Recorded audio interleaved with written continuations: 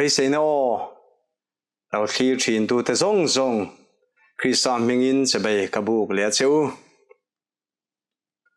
พอน่าทุบปุยตูร์จูกันนิเวศเฮที่นี่ตอนนี้กันนิเวศเฮที่ทุบปุยมังอินปะเทียนทูปวนชัวตุ้มเล่ดอนะงุนตะกินเป็นเราไงคลักสักเล่ดอนะเนี่ยกันจ้างอินงานตัวมาท้ายบุ้งนี่จ้างขัดจังจ้างทุ่มเจ้าเฮียนทีนลลเฮโรดาอัลลายาจุดายรามาเบธเลเฮมขัวอิสุอาลาเปียนินง่ายเตะขดชักลาบตามิฟิงเตเยรูซาเล็มขัวอันลาวกลาขอยางเงจุดาเตลลาวเปียงจูขดชักลามาอาร์ซีกันมัวอามาชิบายบุกตูรินกันลาวกลานีอันติยาทีนลลเฮโรดาชวนจูอาครียดเวเลอามังอังตาJerusalem mi zong po an mang veya athu kan cherte kan thiring tenanal paman mi som sarose amen ole he thu hi December Christmas dona cheer ani fotina soi alo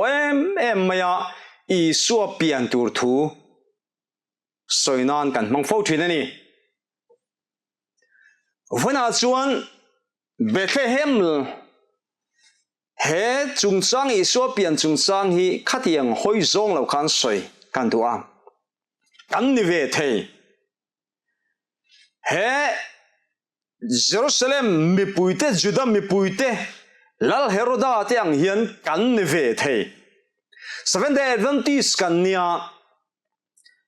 สัปดาห์นี้เสระอิสุคริสต์เล่ากันเลยนะหมวกตุ้งหักตู้กันนี่กันอินทียาอิสุคริสต์เล่ากันเลยนะฮีกันหมวกโหลดสัมเวทกันไหมนี่อิสราเอลมีปุยเตคานเมสเซียเราเพียงตัวรักโกลนี่ช่วงเชียร์นี้ตินไม่อุสุนไม่อินเบียกบุกรงบอลนักอันกัลปุยทุกไม่อะไอเมสเซียเราเพียงแต่เจงอันเฮลียอันเฮเลสีลวะเมสเซียเราเพียงข้าอันเฮเราจัดไหมสุดกันนิเวศจัดไหมที่ยันโซนในจุนสตัวงาฟ้ากับเราเสียกะกุมจะเบี้ยงหมดชุ่มจูรวมแล้วเรามาจงมันตัวเลนเบอร์ประคัดกรีกจงอินปะเทียนเลขาถูเตฮีเลลินอันโลนิโตทีนะจุดาเตการจุดาเตข้ารำตินรำตังะโนดาร์อันเนียเมสเซียเราคัลโดนติอันใบเสนาโปอันเสนารามาจันทัลเตนอันจอมปุยจันทัลเตนอันจอมปุยเวนัวละจุงมีเตจิงะเทนขัดจุดาเตริงโลมีอันติไม่เตจวน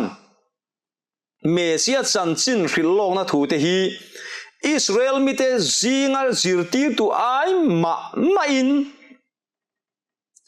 อันเทียมโจกะสวลลักอัตารอนชันช่วงตูรินอาลาวกัลโดนติเบสเซนโปอันในเวอวาเราปุยตักปะเทียนมิงไฟน้ำรสจุดามีเต็นอิสราเอลมีเต็นจันเตลเซอร์ตันโลโฮอันไงเนบตุยอินปัวอินปัวอันบุลนายันอินดูโลอันเต้นเลยอันทินครีกัตค่ะข้างเขาไอ้มาขานอันทาราวนุนข้าเนียมซกกันไหมนี่อิสราเอลมีอิสวาเมสเซียโลเปียงตัวในตู้แต่ไอ้มาขานเมสเซียโลเปียงตัวราคาโคชักมีฟิงเตเซอร์ตันโลมีติขานันหักเลลซกได้ไม่ได้นี่สุดยังเชียร์ชนแกนี่ Seventh-day Adventist เสพอฮีก็รันดังกันมูสิตที่ไอ้มาเฮียนกันนูฟัวโจกะเปียนทานัทูลาเตปะเทียนมังไงนัทูลาเตลิมเลลมนัทูลาเตกันพะเลาเลกันอินคอมนะกันดิ้งโกนะทีร์กอนดอลังไม่อินกุดพ่อเบนดูเลมินเบงกุดเบนฮาเลลูยเตเลวเปเซตูเงนี่ลิมอากาลสุเลงโอติลาวเร่งอินกันโคซากันใจโจกันจงใจเสียจงใจริงงำโปกันอมมังลาวเทนเตจูกันจงใจโจกันใจงอ kan tui nang lo em mai ne kan mu sit ho ten tui nang a trong trai chok hei trong trai bi na kal ate ma em a Bethel kal te pon te ma em mai ne pathian mangai na te pathian tu te an man thiam zok ma ne te hi kan sei du ani helai hian kho chak mi fing te aran sei langa poi moi em mai ne hei Pentecost nia kharawan kha nu khan ti darin na sadang ti du dain an oma an dar na se me ma muntina chu Israel te Bible Greek tong mi te chu adar na sole me chu he kho chak mi fing te pon an o kheni kho chak mi fing te hi an kho chunga mi ho sa mi ming thang mi lar mi za kai an ni mi ro pu yan ni an nam pathian po ni lo an nam lal tur po ni lo Israel te pathian le lal che bai buk tur khan an in sing so na sem em maya an kal kong e in man ringot po haw tak chumi pi alama berot rangka chakte berote murate lallo piang lom puinan an pe kha enga tinge lalpan khating ti tura an thilung na tho rod no sen rod ani dona Herodan sudah chon jantal te rama pe mangai don ai kupta an kalangai dona sudah chon ei barzonan har sa dona wangin kha ai kupta rama an in tun na tur marile josephal iso te chung kwa in tun na tur ta na pathian an thilunga na thoka rangka chakte berote murate ka lalpa da loken tir chu ni tat mai ni pathian ming faina mo se lalpa rem ro thiam siele lalpa ro mana that ji hi cái nín khi lâu na kan khi la kan bui vak kan lâu chỉ ai atul lâu ama ne na kan in som pot chuan a khi lâu na ron thlen dik du huna hin lalpan min siam ram sel mai don ti chiang em ta po kan mu thei ni ta hian kho chak mi fing te hi kho chak mi hi an lo thadu phian mai ni o me kho chak mi fing te hi mo an sin kong kha Ahoy tu chu tu nge arsi ni arsi chin te lo zira engti arsi te an lo khiat ti chuan Balaama mi doi vai thiam ania doi thiam kan tiang chu mi doi vai thiam Balaama doi thiam kha lalpa na manga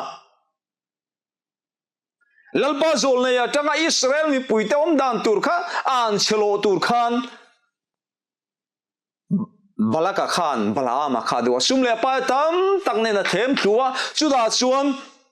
Israel mi puite ka an chialo tur khan Balaama khan ruam man na kha an siama balaka nen chuan chuda chuan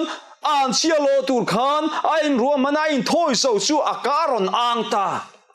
number bungsom ni le pali chang sompasaria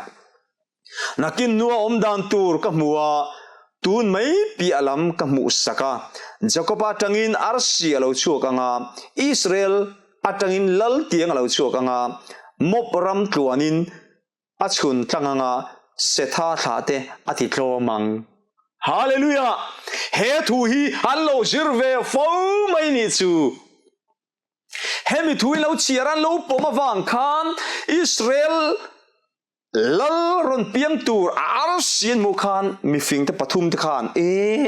hi arsi khi arsin na mai ni lo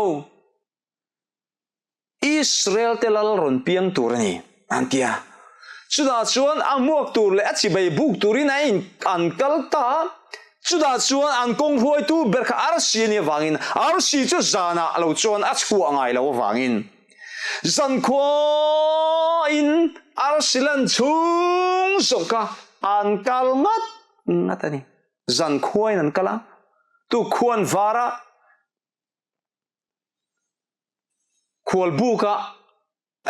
kan sawe mai tin an mu der lo reng an mu hadam der lo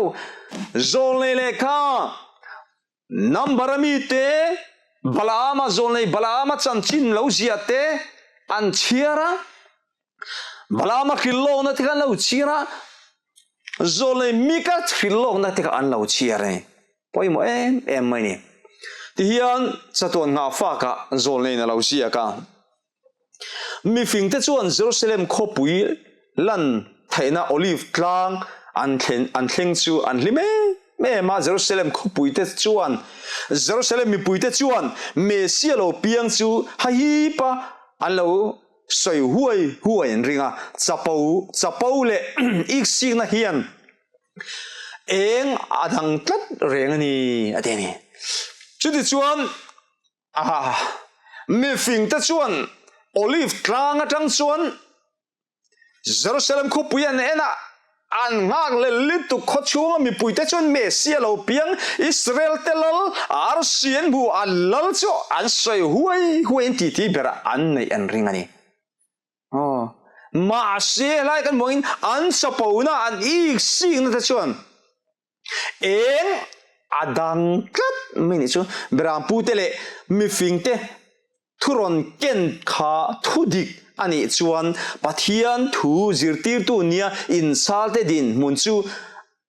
a omlo le tina ania chu wangin heng mithiam le ting in ti te hian milem betunia an ngai te chu thu soi chu an pom mai tumlo ani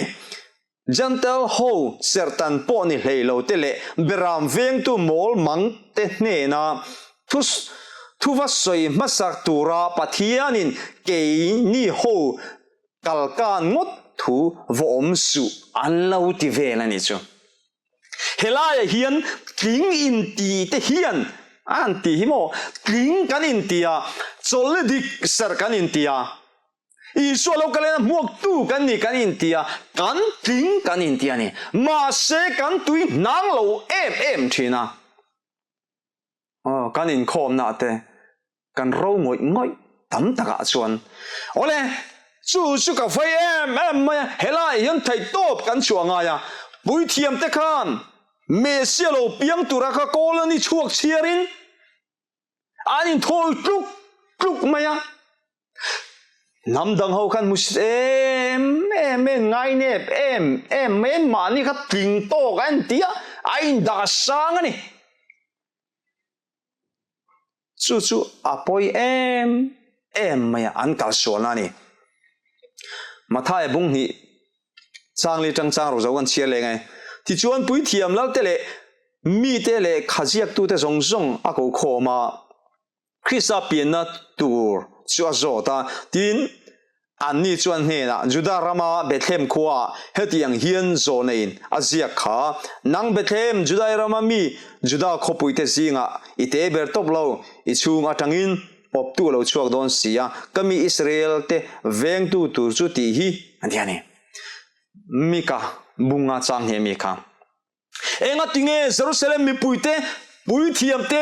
lal Heroda te kan mangang amik takin Heroda chu da thataila pui thiam te Jerusalem mi puite ka engwange Mesia lo piang tur en tina thi tur en tina kolani chuak sira ni tin bei tluk tong trai tluk thin te khan Mesia lo piang tur kan ria arsi kan mosin khoi ange Juda te lal tia pui lek mi fing te anon kal khan enga thingen mang an achana omani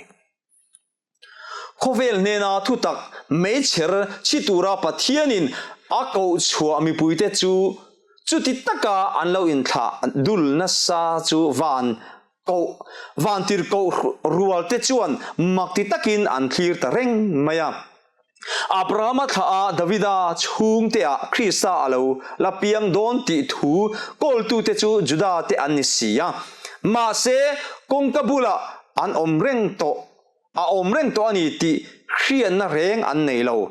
tempula zing tin le tlai tina in thoina hlan thin te kha pathian biram no en tir tu te vek an ni ma se ama lo lom tura in puat chana reng an nei lo Chersun zomang an nam atana rong bol tu pui thiam tele zirtir tu te chuan khovela thil theng ro pui ber lo thlen hun atwa to hle ti Halloween om se nei lova an tong trai ha chamte mi hring te mu atan maya pathian an biang na te chu an nei zui zela ma se sum le pai an lutuk le mi hring te choi moina an luat awangin mesia lo lan hun atan in puwa chana reng an nei lo ani chutia anom dan pa nga ya anom mop na chu atang puya Israel rampuma thil dan ani an thin lung masial tak khovel thil lung khamna khat thin lung chu van zong deng chuak tu lom na sat tak po chuan azuk khoi har thailo mitlem te chawin mu thailo chu mu an cha ka chung mi te hne na chuan van pala chu tir ani atiani chu male enga tinge mesia an mu thailo mesia lo piang muak tu te thu soi kha mak anti an chapawa sum le pai duam pa sor ai ru na te po luar chausel mani rong bol puite evangelist puite pastor puite mu thailo na san jok du na lar du na chu chuan mun na luan sem em mai ni kan ko rana po yen bu na har sana tam tak se den na thing a thing chausela biagin sak chung cha tu ver hon non dan te a hoi som chung cha ringo ta po kutum nen kanin mu duwa ko khan phel du om khan du thil hau te committee ni khuate in thu mu lo na wanga pol khan din du om khan du thin lung kan la nei hi a poi em maya Isu Krista lo kalena ngak tu te advantage kan ni na po hi advantage kan ni na lang thin lo ni ramri chung sa te po kan dua ma chi sang aum that mai heng zong a hian thai top kan chu angai ni ti hi kan soi non mol tu ani tran kan lak angai hle mai ole helaya hiana soya laran khela sum le pai câu khan sum le ai ruk te mo a hlau ni tu kan soi lok ten câu khan sum hi puk tur hian ril ru nei ngai suang u câu khan sum hi puk don ai chuan in nei tur han nei loin te tlem sok ro câu khan sum puk hi mo ma thama kan chan lawa kan tan chiat na ni so ma pakhat lo puk lo man lo pek lo phechu chung ko ke dar na ni soi tur tam tak kan nei chu wang chuan kan film khuranga em maya câu khan sum lo it lo mang lo pe de du to lo te reng hi lalpa mal som don thelo hela ya po kharau thiang lim pechuk a hlali tu chu wang chuan Israel mi pui thiam ten mesia an mua thel mesia lo piang an khian lo chan chu kha ni tlat mai ni nakina Isu Krista voi ni na ron kal aron min lam turin ron kal le don sumia lo kal le huna muak tu tur te kan ni na ka king ko tu kan ni nei kan lam hei kan bo sal thei tlat mai ya hei ange kan tiang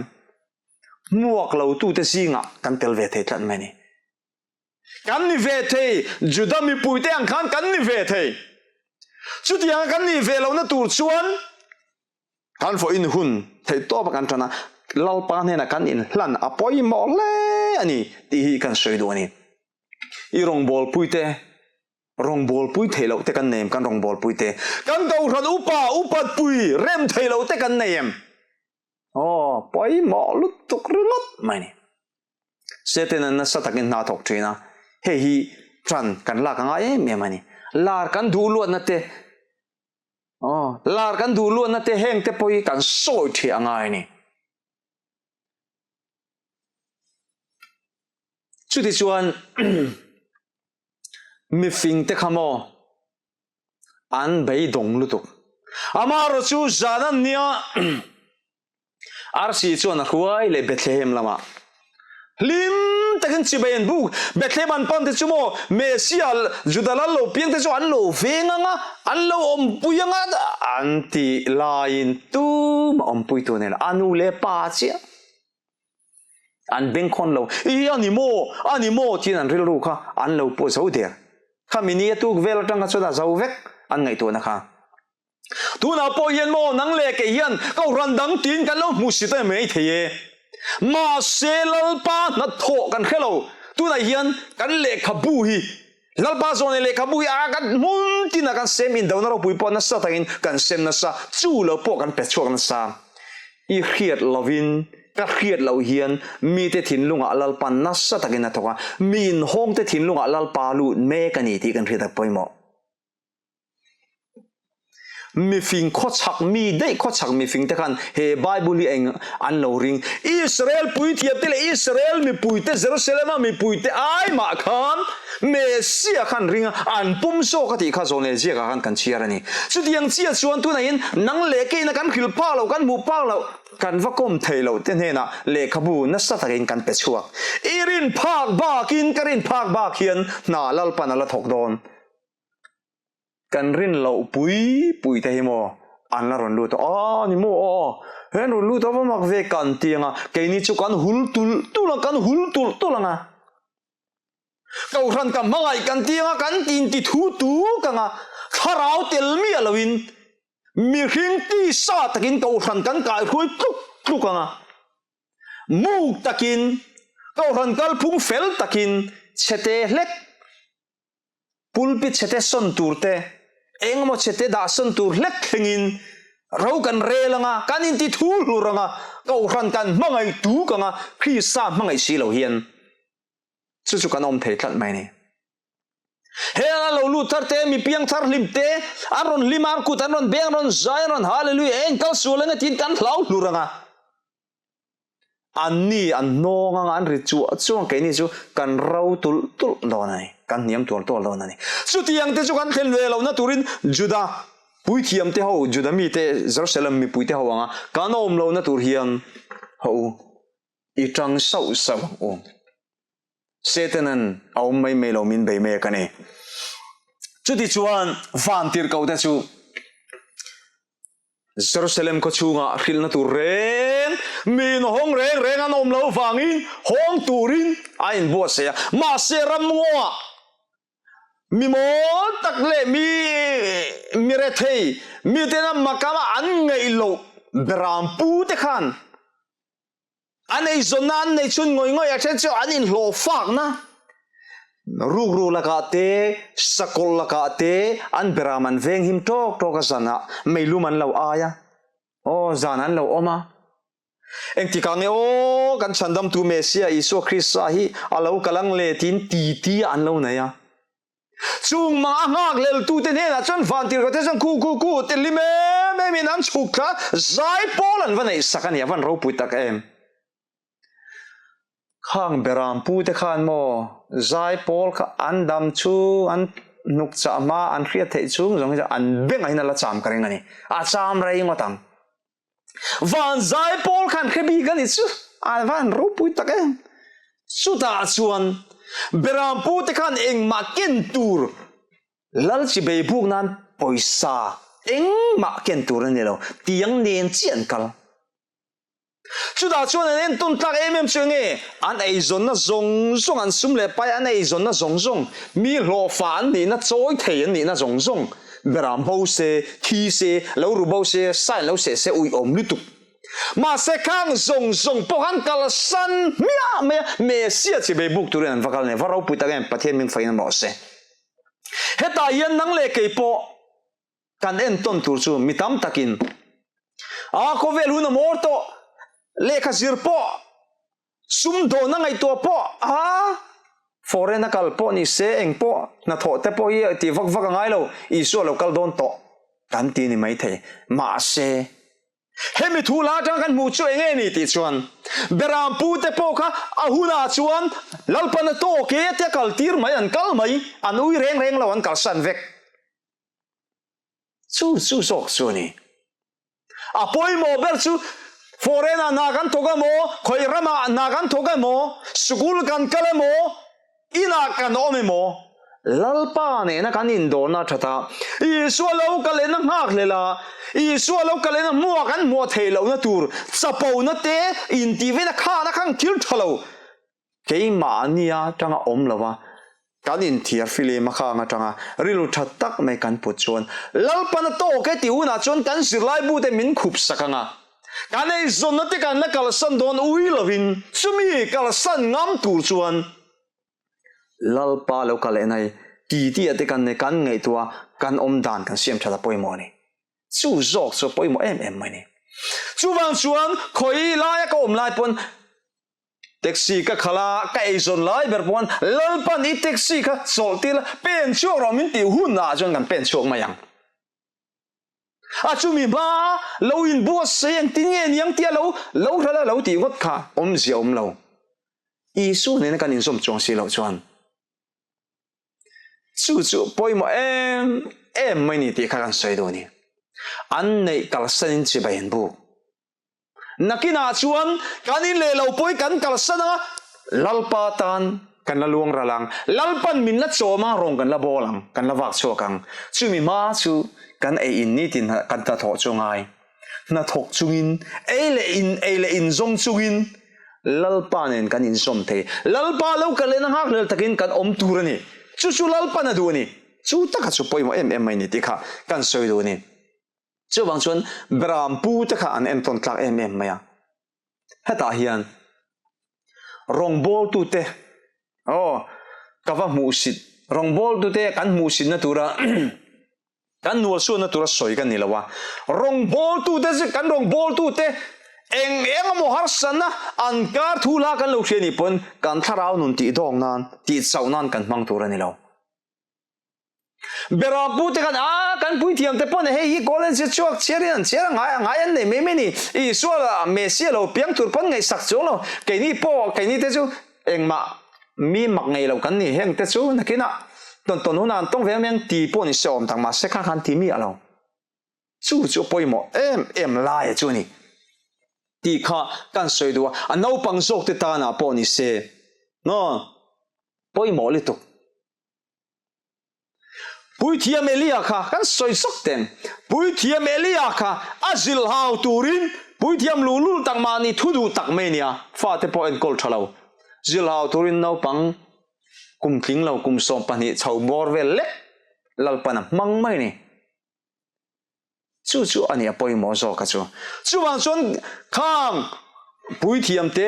Jerusalem ko pui chu mi te anga kan ni velo kha poi mo le ni heta hian mi ten an ngai mi alo maka an ngai lo samari mei chia kan muwa zona bungli chang sampo som ni akhan ani chuan asual ti chuin atsak lo chung khan ka chak si lo ka sual purit min ne sak tu ri me se ka wan ngai em atia me se khana a phel sak mai ni isu krista khana purit kha a chok zang khai sak ta tani tuna hian rui thei thil po kan la khoi ni mai thei thil tholo kan la khoi reng po ni mai thei mi pa ka la ngai zong ni mai thei mi nu nen kan lai ngai zong po ni mai thei ni ma se kha kan sual chin rui thei thil lalpa phalo zuk le muam te kan la khoi po ni mai thei ma se kan thil lung taka kha sol hu ne le sual ban san cha na kan ne ya lalpa I lo ka le na nai to sia lalpa hai ban san ka wa cha em kan ti phot chon lalpan min la ne sak ve kang ti hi wen a hian kan soi tu a he samari mai chia tang hian kan mu thei ni lalpan a ne saka adu na lalpan a ti pui tlin sak eng ti nge ti kha mesia krista cho lo kal don ti ka ria ani chu alo kal huna eng kim min la khilang asual nge thei dan ti po la khil dona chumi chu ngak lel takin mesia ngak lel takin alo oma chuak nga lel mesia chon a pui tareng ani hallelujah I so lo kal nei kan ngak lelem kan ngak lelani chuan lalpan min pui don chu apoi mo em mai ni advantage kan ni na wang hian I so hilim takin kan mok vek big don lo tuna kan om dan hi chuan kan ka urhana kan om dan kan ko sak dan kan ro rel khola kan tung kam dan le kan in ep dan ai chuan alo kalena mok tla kan ni lawani tam tak chu Chu poi mo em maya so wang chuan hoi tu lian a po ni se he ta mem bara po ni se ten na sa takin min be in em na chi sang ka tam em mai ni ole ti a khan to la ma lo nei chodon tai la ti hiana ti ya mathai bung som pakwa chang som thuma nima sala mitam tak masabera omte chu nunung bera an omanga nunung berte po masabera an omang chu wang chuan kau hran dang kan ti kan musi tam takhimo min la le khal don eng fa nge kan dong da bible kan chiar tha pailo zone le kha kan chiar tha pailo kan dula chin kan chiara kan rilram zong lo chu kan zom du lawa chu apoi